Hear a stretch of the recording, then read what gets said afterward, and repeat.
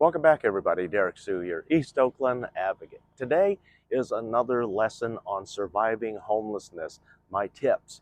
And the tip that I'm going to be talking about today is shelter. So this one's going to go a little longer than normal. And I'm going to talk about what works for me and what was the absolute worst for me that in the past in terms of shelters, tents, uh, like what you see behind me pop up, the easy ups. Uh, when I first became homeless, I was living behind a plant and between a building and a plant. So that wasn't a very good option, but I made it a workable one for a year. And then after that, I used a tent for a short time, and the tent was actually one of the absolute worst shelters because, number one, the very, very small space that's in a tent, the high cost of a tent. An average tent back then was right around, started at $100, and it would go up to as much as $400. And these, they're meant for recreation. The tents that were available at Walmart, at Target, and places like that. Uh, the material was very light, which is good if you're backpacking a tent. But we're homeless, and so we need something with longevity. And the material was a nylon called taffeta, and it's very light. It is for what it is. It's pretty strong, but with the constant wind that is in the environment, they don't last 6 months. And that's why store-bought shelf tents are the absolute worst shelter that you can invest in. And it's not even investing in. Literally, it's a temporary shelter that you're going to throw away. And I'm going to put some pictures right after this so that you can see some examples of what people used in terms of tents.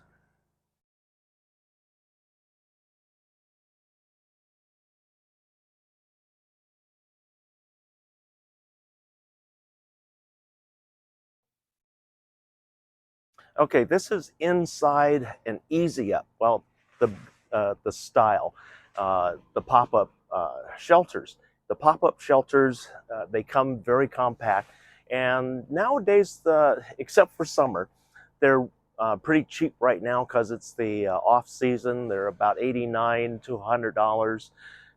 And they have steel frames, and I say that you want the steel framed pop-up uh, shelters like this because they're strong. They can be anchored into the ground, and it's even right here. I have concrete. I have a rotary drill hammer, and I set anchor bolts so that the feet stay in place and it's not moving around. One person can set this up, and typically they come in sizes as small as 8x8s, but typically you want to get a 10x10. And I put three of these together to create a 300 square foot pop-up shelter. But the roof up here, you see the taffeta, that's still there.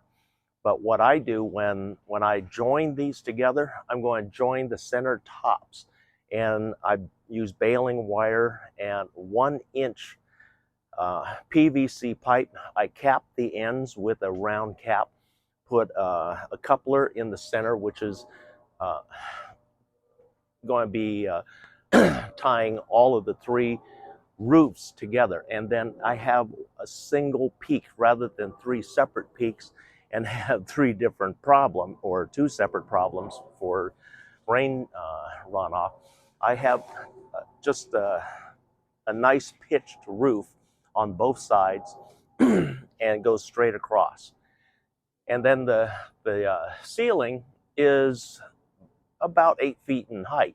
So a person like myself can easily stand and and not have to bend over like in a tent. In a tent, you would literally be leaning over all the time, and so your back gets sore, everything hurts, and it's not very waterproof. Whereas this, you see this plastic right here? This plastic does not burn. It doesn't burn.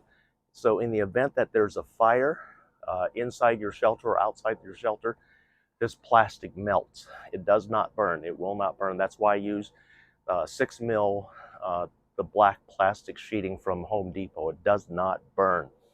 And excuse me, I use Gorilla Tape to hold everything. And so what I do, in this case, the roll was a 20-foot wide, and then I just cut off a certain length to go all the way down, and then that creates the walls, the temporary walls. For a long term, what you want to do, I want to show you something. You see that gap by the fence. If you're in an urban setting, the landscape people who maintain these yards for the businesses and stuff, be sure to put plenty of plastic between that little gap from the fence and the concrete and your shelter, because they will blow at high speed all the dirt and garbage from the yard into your shelter. So be aware of that. Always set a barrier between your shelter and any little openings from under the fence. What I do, I have the black plastic, I have that down, and what I do, I'll go get a wood strip, a 1x2 from Home Depot, and then just anchor bolt those down in there. You can use the blue Tech screws, rotary drill hammer, drill them in.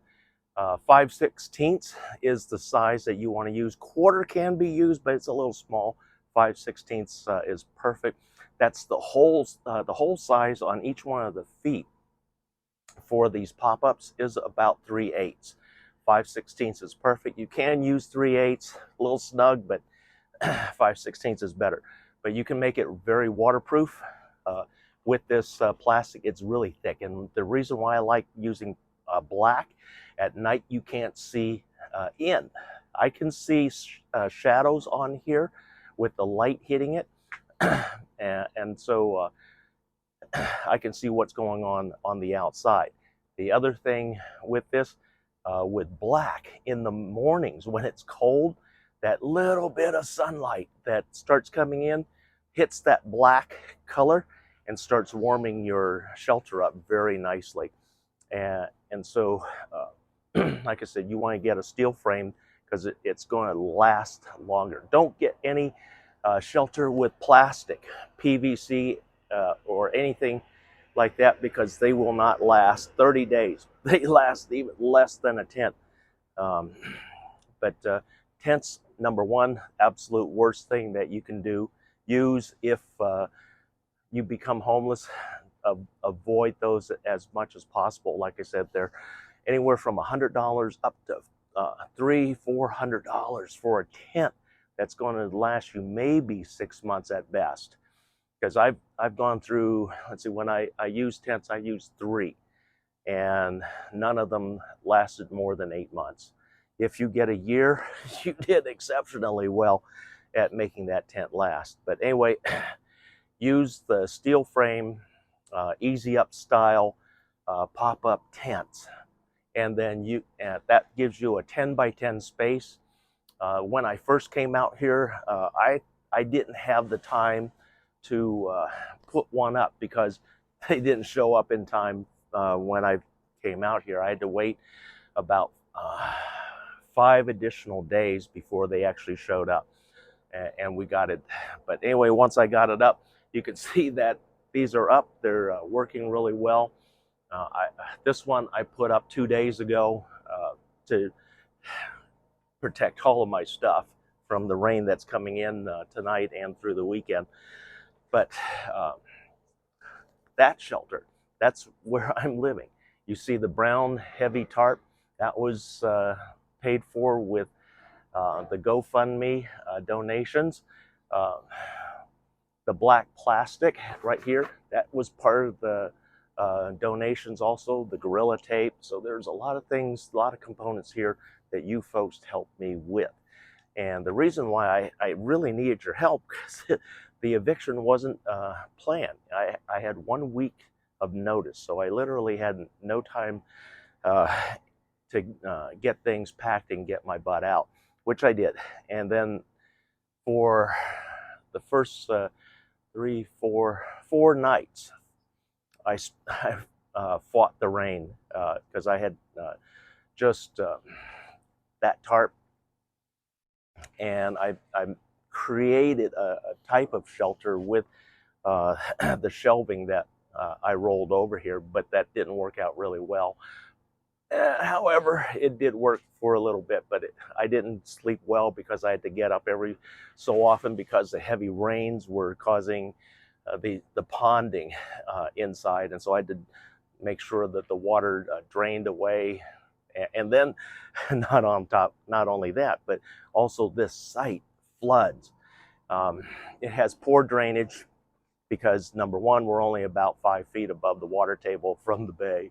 And the Coliseum area, all down this area, has always had drainage issues going all the way back to 1965, because this was adjacent to marshlands, and the water table only being 3 to 5 feet below us. Literally, some homeless folks down the way dug a hole, and 3 feet down, they hit water. Literally, they hit water just a short way down the railroad tracks. But anyway, in terms of shelters, absolute worst, sleeping on the ground. Next worst, sleeping in a tent. Absolute best, creating something like what I'm doing.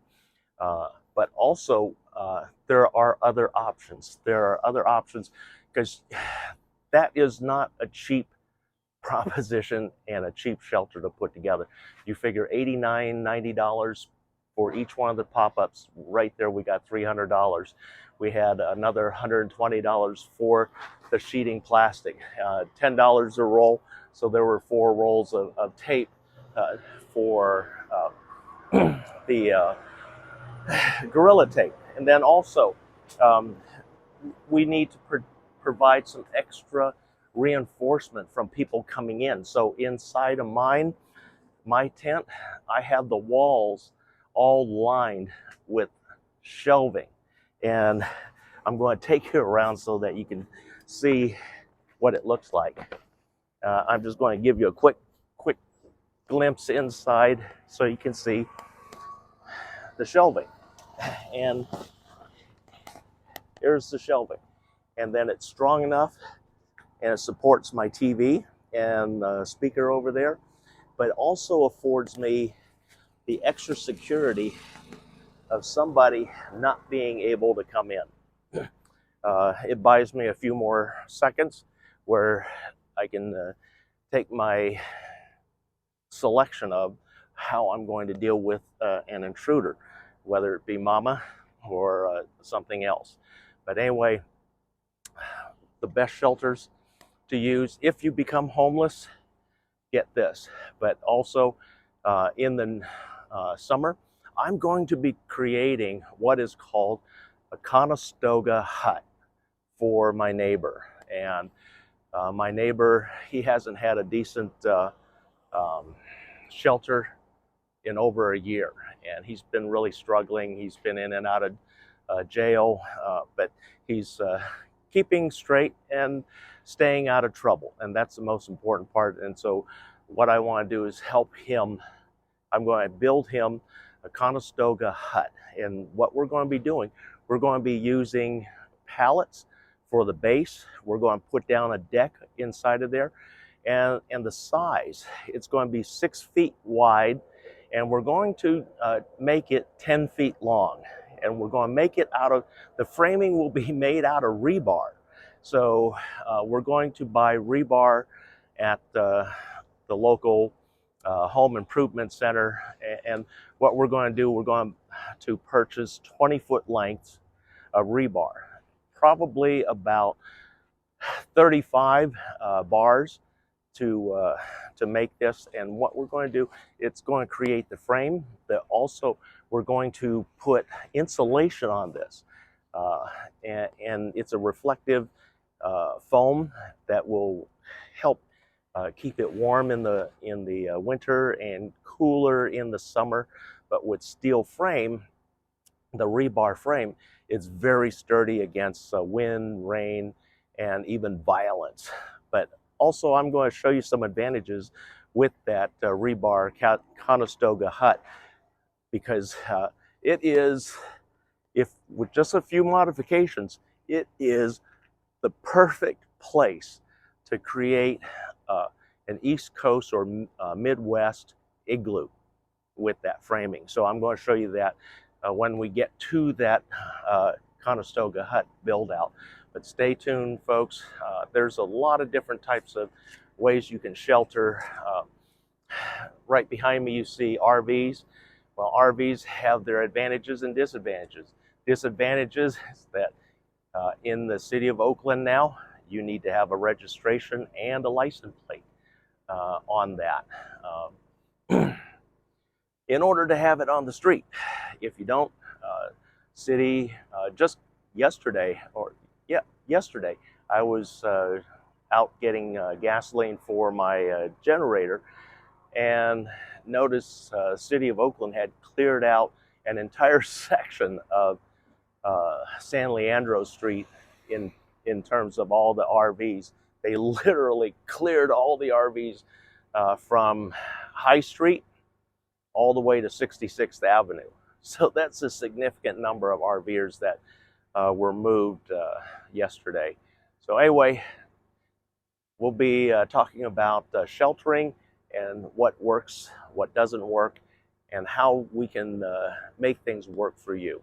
Thanks for joining me today. We'll be right back.